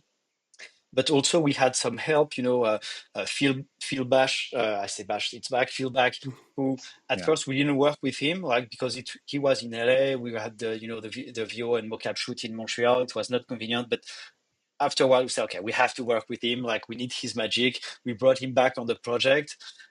Even like some people who helped us for a while, Ronan, I'm talking about Ronan Coiffec. Ronan was one of the 4 people at the origin of the first, Life is Strange game, with just Michel, Raoul, Jean-Luc, Ronan. There was a small group of people, and Ronan then left Don't Nod, made his own studio, worked on Great Game, Under the Waves, and other games like that. And we met at Gamescom last year. He said, okay, if you need help, like I have some time at the moment, let me know. And he helped, work on cinematic. He's amazing. And we had like a lot of people who helped for a bit, and some people helped from Paris at some point. Like it felt great to see, the project growing and taking shape, and, with the help of so many cool people. That's why we're excited for what's coming next, with this Montreal team and all the people we enjoyed working with. Could I ask you as well in between that? Because obviously Ruth Radley was a big person that you wanted to get involved in this project, but then it sounds like she went and got Nat Walker and Adam Miller to get involved in the project. What was it like seeing that? Because it seems like you were after Ruth just to get her, because that was like kind of the option, and Chromatics had broken up at that point. But then for her to go and get 2 of the other 4 members of Chromatics in that carnation. That was magical. That's crazy. That was so cool. So I would say that Chromatics and Beach House are two of my favorite bands ever. So we have 2 tracks from Beach House in the game and a lot of tracks from Ruth plus 2 other members of Chromatics, which was just crazy and so cool. But yeah, I think we wanted to contact Chromatics for the game, but then we saw this year that, oh damn, they split. And we saw that Ruth was starting to do a solo project. So that's why I think that Luc, you said we should maybe try to contact her just in case. I contacted her on Twitter, like, hey, we're doing a video game. Are you available? And she said, yes. I sent to Michel, I know, like, he loved Chromatics. And the first mood trailer he did for the game, was with a Chromatics track. Yeah. And so I said to Michel, and we had this call, like she was just her in her home, and we had a team chat with her, like it was so a bit starstruck, cool and weird, but really cool. Like she didn't have any agent with her, it was just her. And I think she's the one who said like she would like help from Nat and Adam, like the other, and of course. And to us, it was crazy good news. Yeah. No, like just a message away sometimes, from things like that. Beach House never answered, by the way, if they listened to us. We sent a message long ago to Beach House, but they never got an answer. Yeah. But maybe it was filtered by their management, or I don't know. Yeah. No, another game. That's the thing. Like sometimes communication just gets lost in the wayside. So that one band I suggested to you, Luc, the Bullies, I tried to email them just saying like, dude, this was amazing, but like it never got back. I don't know if the email got canceled or like whatnot, but yeah, internet, man, it's not even reliable anymore. Yeah, you never know if it reached the right person. I don't know if this is the story. It's not Last Record story, Adnan, but it's a short story of a big disappointment, I want to say. On Captain Spirit, which we all love and too much people forget it exists. On Captain Spirit, there was this scene where Chris is listening to a vinyl, on his on the bed, in his parents' house, and we have a great song, but at first it was another song from Bruce Springsteen, and it worked so well with the scene. We've Raoul spent a lot of time editing the scene, making it work, and we were assuming, because we had success like this in the past, like writing a letter explaining your intention would help. But we never managed to get the right to use the song. Basically, it wasn't like the management was not okay to have like video game, to use the music for a video game. But we were sure, like if we had prepared the video, I don't know if he had seen it or if it didn't reach him, but I'm sure that if he would have seen it, he would have understood that it was a great thing to have this song in the game. So small frustration I wanted to mention. Dang. But I really love the song we have as a replacement. So. Yeah. We also I'm pretty sure that like you're right. Maybe the letters, everything we prepared, never directly reached him. I don't know. Yeah, Maroon will have to go into your Spotify playlist earlier next time to make sure he gets all the tracks, because we've heard that a little bit of thing from him. But no, it's all very interesting to hear like the experience you guys had, and I want to kind of pull something out earlier that you talked about as well, Michel, which was obviously Jordan Dawson working as Corey, spoke to the actors. It's really interesting to hear that, and then obviously. It was a bit of a surprise because like me and Adam maybe thought at one point we thought he might be like a Dave Madsen character, Frank Bowers, where it might be a bit of a switch where we think he's just a complete, bad guy and he might have a bit of a layered complex, but you went down the full antagonistic route with him. I'm just curious, was that always the plan with Corey for him to be the full-blown main antagonist? And is it kind of a bit of a homage to the 90s horror villains? Because he gives me big Billy Loomis vibes from Scream for some reason. And I just wonder if that was the kind of intention to make him the 90s bully that you'd see in a Stephen King book, maybe. But I would say yes, it was. I feel like Billy Loomis is a good reference. We also had the reference from the Maxine's brothers in Stranger Things. What's the name of the character already? So you see the guy. This guy has a redemption at the very end, but it's still a bad guy almost all the time. I think we still wanted to have Corey be still a bad guy, the antagonist, but with slight shades of gray, of course, because you can still see him when he has to provide for the family. He's there. He's there to try to help Kat at the end of tape 1, because that's the right thing to do as a man who should be caring for the sister of your future wife. You have to take charge and be there. And that's the way we wanted to try to work on Corey. Like, there are, of course, also pressures from society on, and also even more in the 90s, on men to be the caregivers, to be there, to have a wife, to have a future, to have a status, to work hard, to be recognized for what you do. So we also wanted to put some of that, but he's a very also insecure character who just doesn't want to lose control, want to have the feeling of being in control, which is what is taught to men, that you need to be in control, basically. So we tried to push for that, and then to push also with what the Abyss does. Is the Abyss is basically pushing the buttons further to what you already are. So some of what's happening at the end around the Abyss is helping the girls get their rage out. What they need to say needs to be said. So the Abyss is helping them, but the Abyss is also strengthening the rage and the very, very bad side of Corey, the violence and actually the fact that he's so insecure that he gets very violent about it. So, but yeah, I think we didn't want to have a redemption. I don't know, because that's something.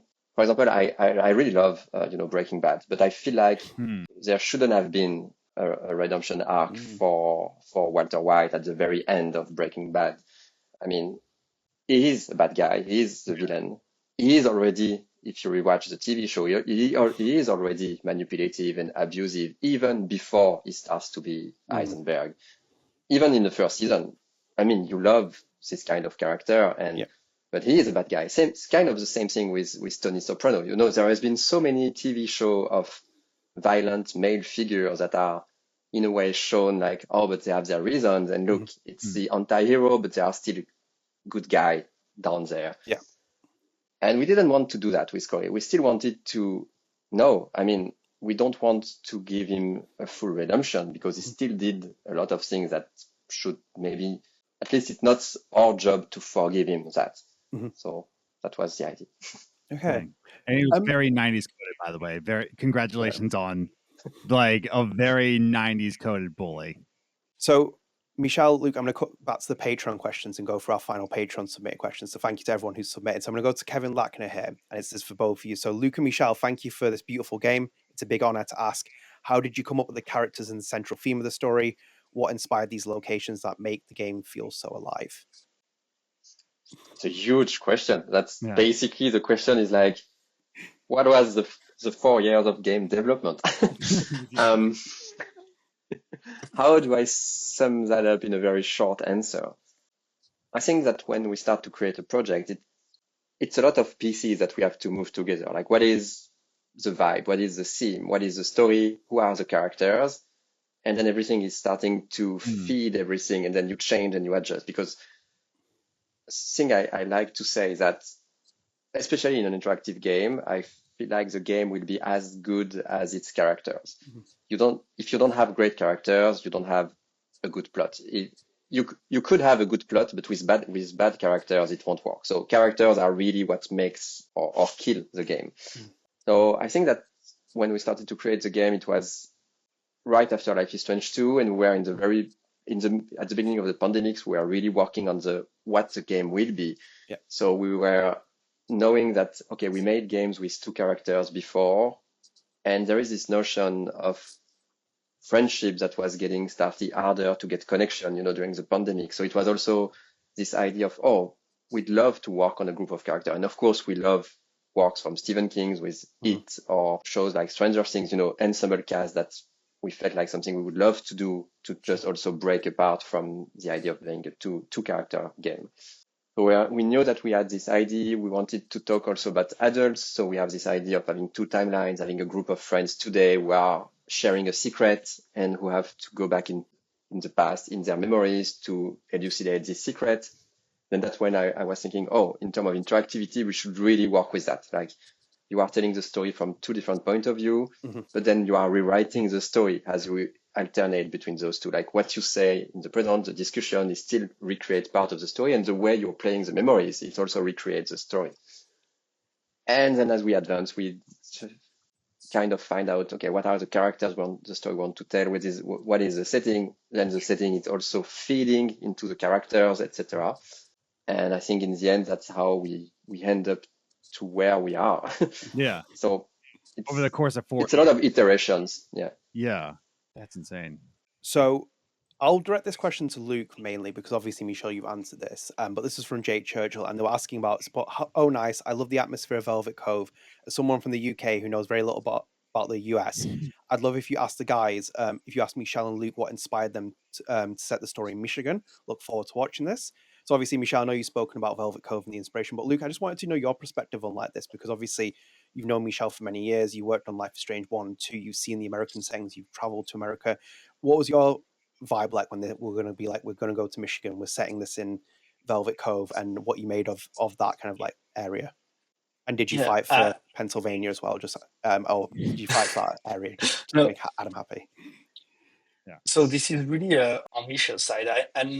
I like the fact, and I liked quite early when they mentioned the idea to not do this in the Pacific Northwest, like the change, like what it would bring. And one of the key aspects Michel mentioned earlier was the liminal aspect of the game, and the vibe we had, from the first exploratory work that's usually done, with Google Maps and pictures from different places. They try to find the area that will kind of give the vibe we need, and it worked really well with this area of Michigan. We had the forest, the small towns, but basically the biggest impact was this liminal things. We're jumping into memories, like we are back, in the playground, back at the movie palace. I have no idea. It's like, you remember, Alice in Wonderland. It's like a small lit area with everything is black around. You're not sure. This magical vibe, I think it will not have worked in the Pacific Northwest because we already used it in a certain way.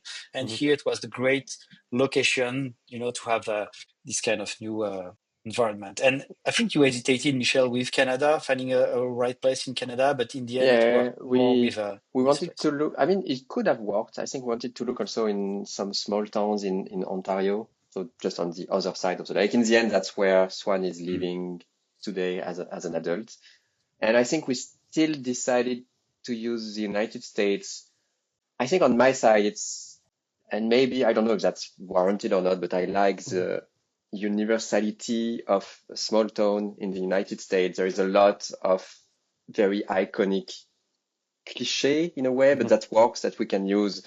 And we could have done it in Canada, but we know that less because we grew up with a TV show from the 90s from the United States. So we can also grab some of those references, those images, or something that is, I would say, more universally known for good or bad reasons. But still, I feel like the US have a more universal appeal for that. And we could still talk about Canada by having Swann being on the other side.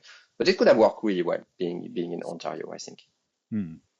All very interesting, and it's fascinating to hear this. And obviously, I'm very conscious of time, so we've had you for ages, and we didn't expect this, but thank you so much for that. Two final questions, one Patreon, then the final one.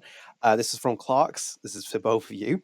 Is there anything you can share with us during this interview that you've never shared in an interview before, be it about Life is Strange, Life is Strange 2, or Lost Records? Or your little toes, I think the hardest part with this question is remembering, knowing what we said or did or never said. I don't know. And what you're allowed to say. I'm just trying to think of something. I know that I never said that, if you remember the name Pompidou for the dog in Life is Strange. I think it was Christian Divine who came up with the name, and we were like, but are you sure you want to use a French name? Because then people would say, oh, you're a French studio, you're using a French name for the dog. Which was like, yeah, we should do that. We should use a French name. And same thing, that's him who came up with the line of that Final Fantasy, The Spirit Within is the best movie ever. Nice. But sci-fi movie ever, that's what he said. It wasn't Square Enix who asked, it wasn't us. I still enjoy the movie, but I find it funny anyway. That Max would say that. Nice. Luke's cooking. I usually have tons of stories. I feel bad because nothing pops up in my mind that I haven't already said. Something will come up. I'll send you a tweet or something on Blue Sky. I can. But what else can I say that I? You have something. Go ahead. I can sabotage in case one day you speak to our art director, Sam Bradley. There was a funny story with him.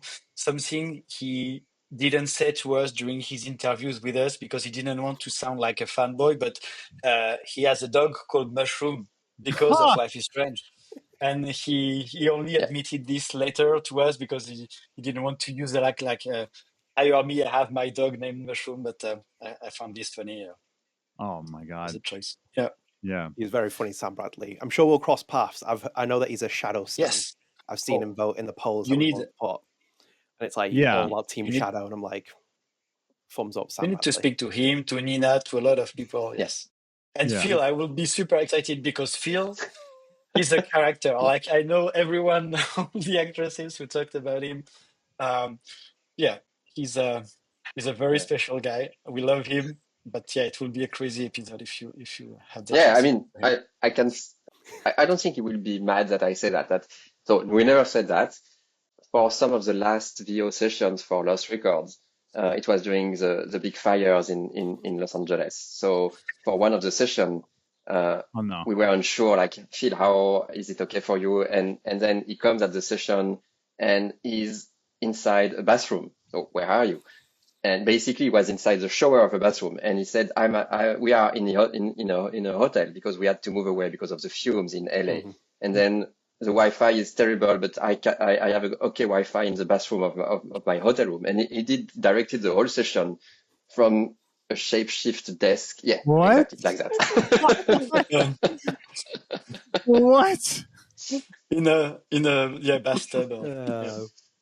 That's great. That's amazing. That's it's funny as well because when I spoke to Victoria Diamond, she said like I'd let go because like he was commanding certain things. I was like, it's funny because you didn't know who he was before this, but you're never going to forget him now. Like he leaves a big impression on people, and I'm glad that you guys got to work. He leaves with an him. impression on people. Yeah. I'm he glad always that you tell a guys got to story work like with him. he will always speak about Star Wars, Indiana Jones, and these movies, and this have like very different opinions as us or Michel, about movies and stuff. But he's always a great guy to work with. Like the good thing with him, I remember the first session we had, with the voice director on the first Life is Strange. He was like, there was a 9 hours time difference from Paris to LA. It was the first time we did that. So we were on Skype, the session starts, and I remember like, Michel about to press on space to unmute himself and give a feedback.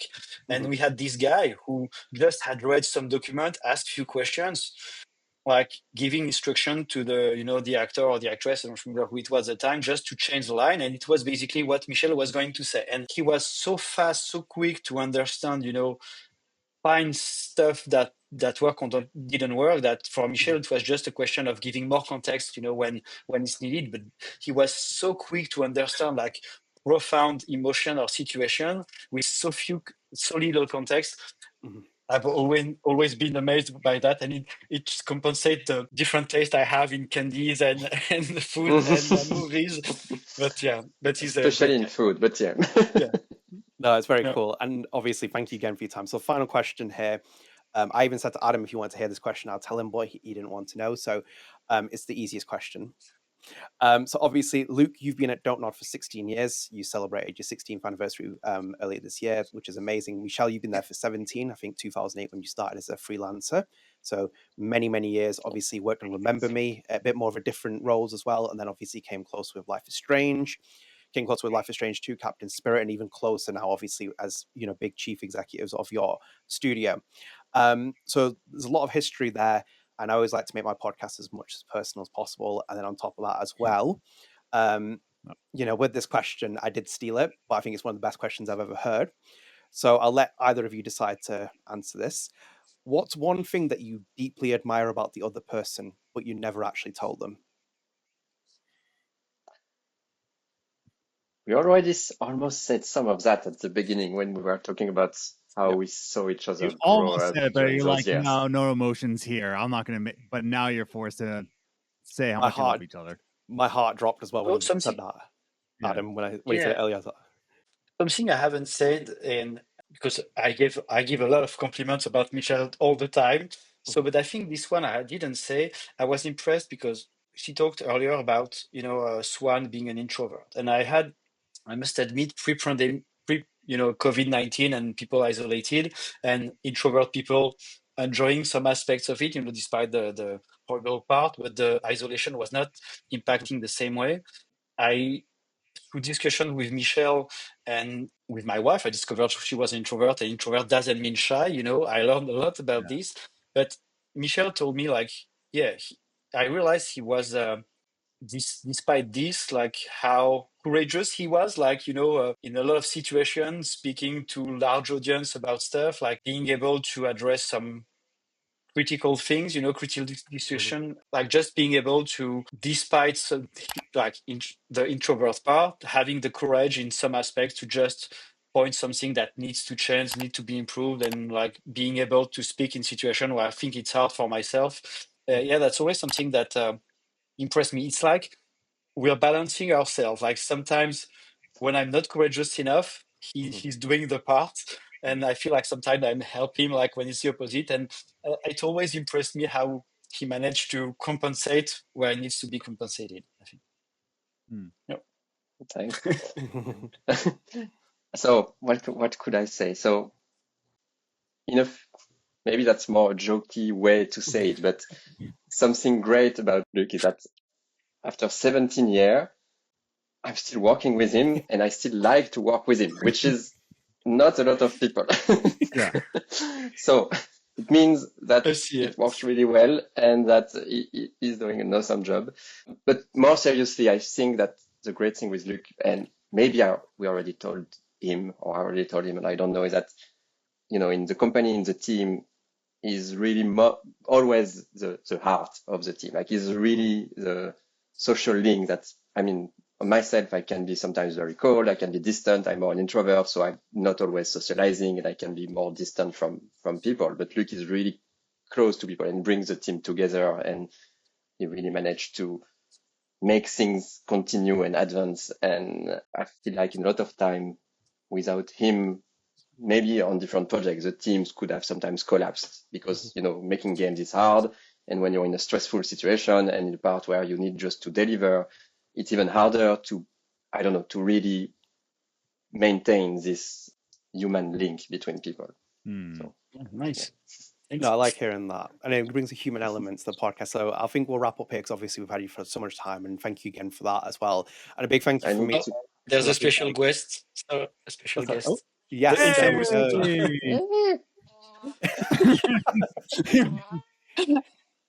The cat's like, no, we've had enough of the podcast. Done. Yes, that's the it's so cool. It's a great cat. That's Pippin, and he was the main inspiration for Pumpkin. Yes, perfect.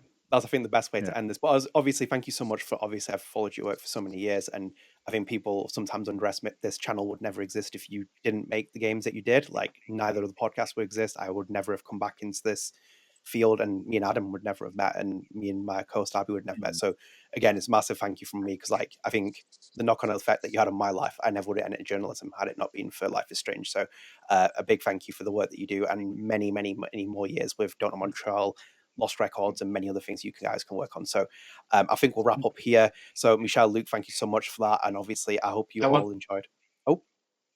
Can I add something as well? Yes, of course. Okay. Sorry, I just wanted to thank you both as well. Like, it's really funny. Like, sometimes Michel was answering questions I hadn't heard him answer, and I was I've seen you guys so much with your background, your mic, and it felt I forgot at some point I was participating. I was feeling like I was watching the podcast, and I realized, oh shit, I'm part of it. I hope I did a good stuff. So it's really great. Like, you produce so much content, based on, your passion for this, our games, also the, Deck 9, all these kind of games. Your support for that is amazing. The passion you put in it, and both of you, like, not just one of you, the way you ask questions, your intuition sometimes, when you talk about the games, when it was just announced, I told you that at some point, I think you mentioned like the game could be a reunion of people, and reunion was it could be a cool thing, like we never said, but reunion is the code name of the game. So you guys mentioned a reunion. I was like, what the fuck? And it could be 2 characters or maybe like more and stuff. And I was like, okay, they are really accurate. So you do a great job. Like I've heard, the cast, most of the cast speaking, and I learned stuff about like their experience with the game, your instincts about the industry, your feedbacks. It's really great to hear. So I'm really enjoying your content. I was saying earlier, I've seen you more than you've seen like the length of of Life is Strange plus Lost Record games. Like I've seen more content of you that you've seen content from us.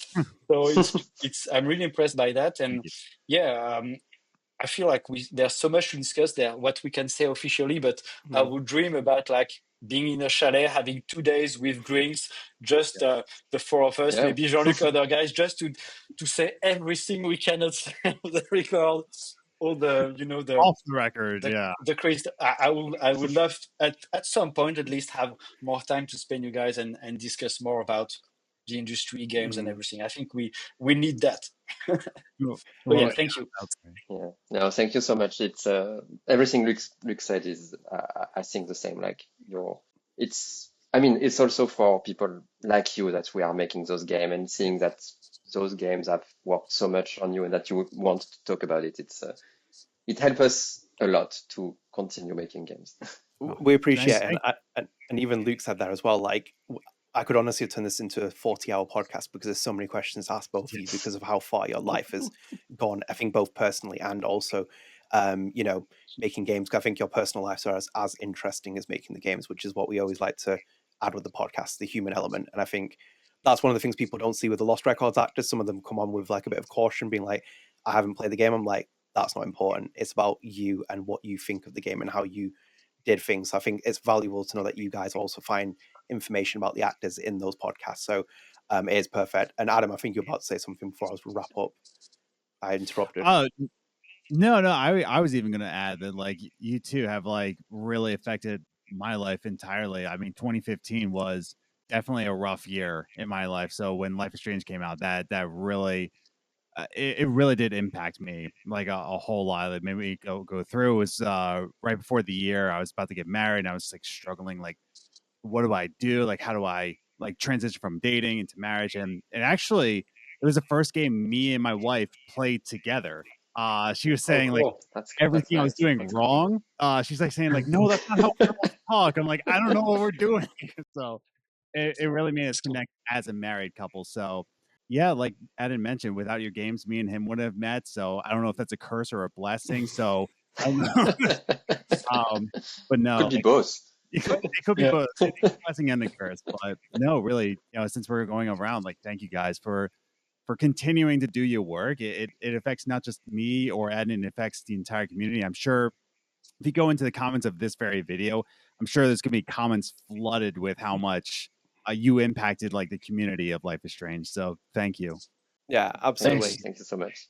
Yeah, and I think it is a blessing and curse for Adam because he doesn't sleep at 7 o'clock anymore because of when we record the podcast. I wake up at 6 a.m. for this podcast. Yeah, the commitment to the cause. But I think we'll just wrap up here though anyway. But thank you for watching. I hope you all enjoyed. If you are new here, one more time, please do consider dropping subscribe to the channel, turn notifications, like the video, share your friends.